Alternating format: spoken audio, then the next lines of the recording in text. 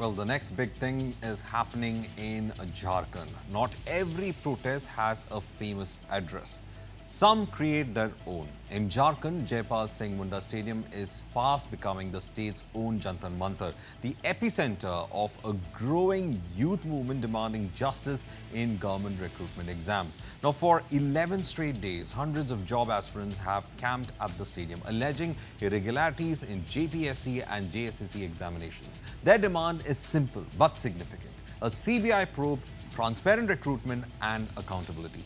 Now the government appears to be responding. According to sources, the Hemant Soren government is set to form a high-level committee to open talks with the protesting students. The panel is expected to include ministers, senior bureaucrats, and representatives from political parties. Its job will be to hear the students, examine their demands, and submit recommendations to the government. Now, sources are also indicating that once the dialogue begins, the government could take a major call on the controversial 14th JPSC Preliminary Examination, including the possibility of cancelling it. There is, however, no official confirmation on that yet. Now, the protests were triggered by allegations of paper leak in recruitment exams and have gathered momentum with every passing day. Now, students have already told that they are going to hold the torch marches. They've also conducted it, launched hunger strikes, and have now announced a march to the Jharkhand Assembly on August 7th. The opposition has also stepped in.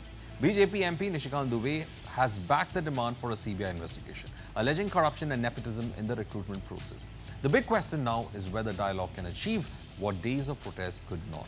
Because of these students, there is no longer just about the examination. It's about restoring faith in the recruitment system and ensuring that merit, not manipulation, decide who gets the job. Now, to discuss more about this, we have Professor C.B. Sharma, who's an educationist, and also Professor Rajiv Lochan, author and political analyst, who joins us. Professor C.B. Sharma, Jharkhand has a history. It was separated from Bihar. A new state was formed, but the problems are the same. The question about corruption seems to be something that is there across all the portions. And when it comes to the current situation where there is a youth bulge in the population, they're all looking for jobs. And the most reliant provider of jobs is the government. Overdependence on the government, pressure on the system, and a free ride for the mafias who control from within who gets recruited. How does the Jharkhand problem be solved if it wasn't for these students coming out and putting pressure because their livelihoods and their future is at stake? You mentioned a word that there is a history, and for the viewers, I would like to remind that JPSC, since the Jharkhand state was created, has a brilliant history of corruption. So many chairpersons of JPSC, so many members are in jail. And I remember 2008, the complete JPSC official state. I'm only surprised that students are demanding a CBI probe. 2008, the lecturer recruitment was made, members were arrested, the CBI inquiry is still pending in 18 years.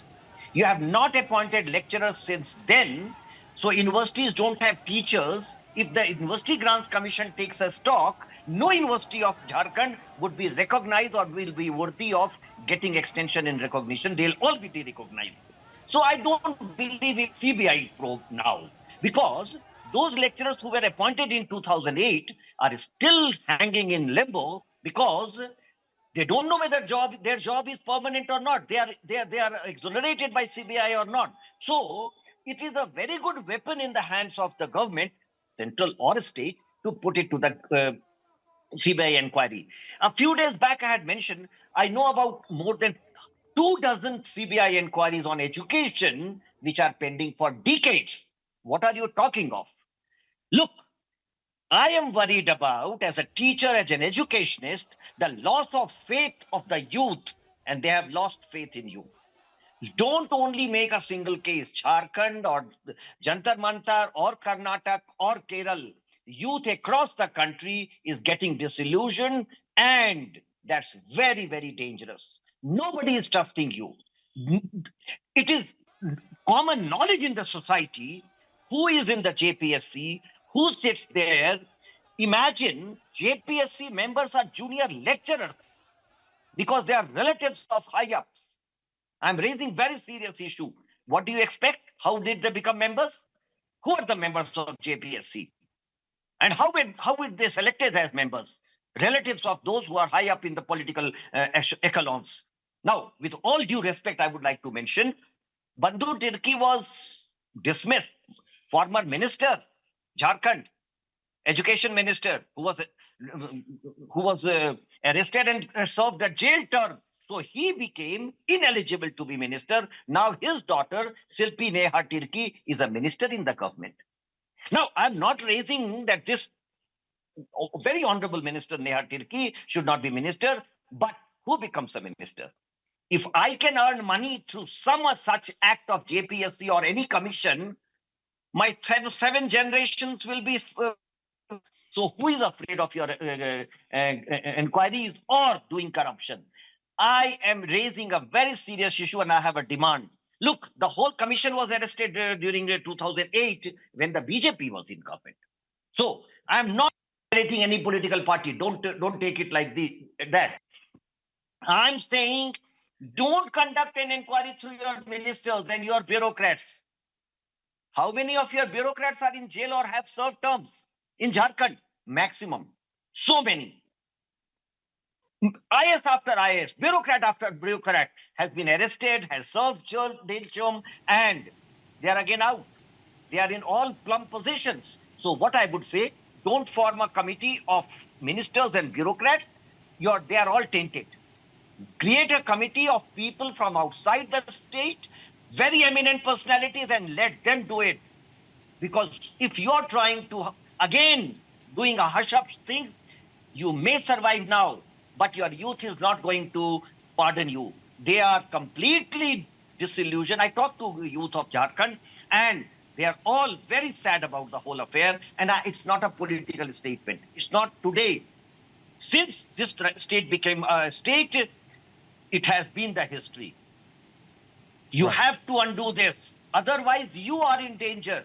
You are in danger. The government, the bureaucrats, those living in the palaces, don't think these poor students will leave you alone. Professor Rajiv Lochan is also joining us, who's an author and political analyst as well. Professor Rajiv, you heard what Professor Sharma had to say. Structural collapse of the state when it comes to giving or providing the opportunities that the youth required, and the youth does not have that patience to wait any longer. They are not going to wait for things to get better. Is this a strong corruption-oriented system already hijacking the state's institutions, and at the same time the students having no patience? Do you think this is the clash that we're going to look at?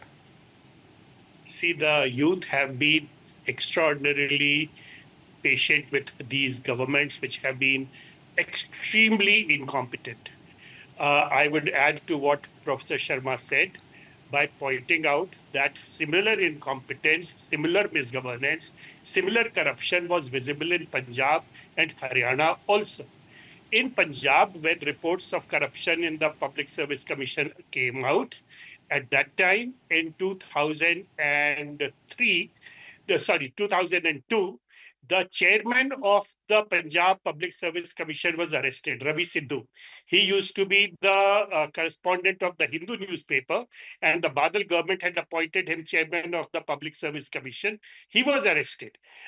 His lockers were opened up, his wealth was taken away, and immediately cases were launched against him. And this was done not by the CBI, but by the Punjab Vigilance Bureau. The state government itself did it. There were rumors that Mrs. Badal was involved in the whole process. However, that was not carried forward because Mrs. Badal died in between. Mr. Sidhu was in 2011, 2012, sometime then, he was sent to jail for 6 years and he was fined 75 lakh rupees in all. Now, this is the kind of punishment which is needed. All other Public Service Commission members, they were removed, a new PSC was formed, and that PSC has been performing very, very well. A similar problem happened in Haryana, where the Public Service Commission was, well, not so corrupt in itself, but the Chief Minister was extremely corrupt, Mr. Chautala. And Mr. Chautala would get Hmm. any appointed and Bhajanlal would get anyone appointed. And that was then sorted out when the BJP came in, and the BJP ensured that all corruption stopped, so much so that today, when you meet the people of Haryana, the young people of Haryana, my own students have been seeking jobs over there. Some of them get selected. Many of them do not get selected. The ones who do not get selected very openly say, Ki, sir, this has been a fair selection. We were lacking somewhere, and that's why we got fewer marks, and we would try better next time. So the Public Service Commission is under no doubt. People have great faith and great trust in it. At the same time, there was the UPSC. We have had the case of Mr. Pradeep Joshi.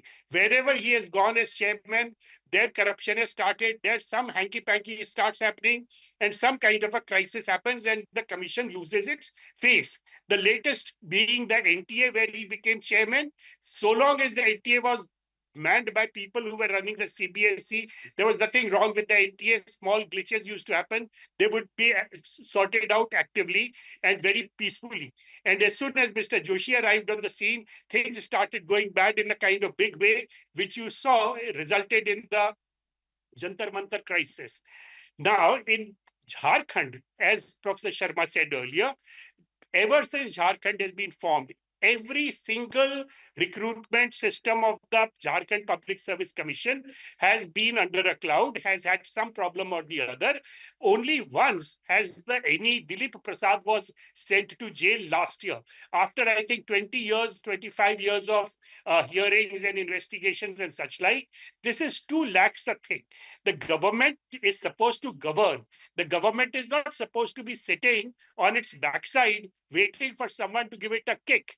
And the youth are providing the necessary kick at the moment, but the government also needs to be a little more proactive and govern adequately and ensure that these kinds of corrupt activities do not happen.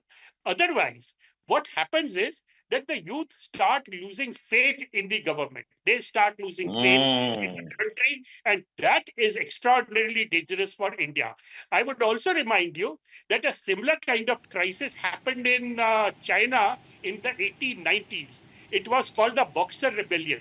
The Boxer Rebellion resulted in the overthrow of the government from one entire province of China. The Boxer Rebellion lasted for about 4 years in all. It resulted in a large number of deaths, and finally it had to be put down militarily. Now, that kind of situation we need to avoid completely. Okay.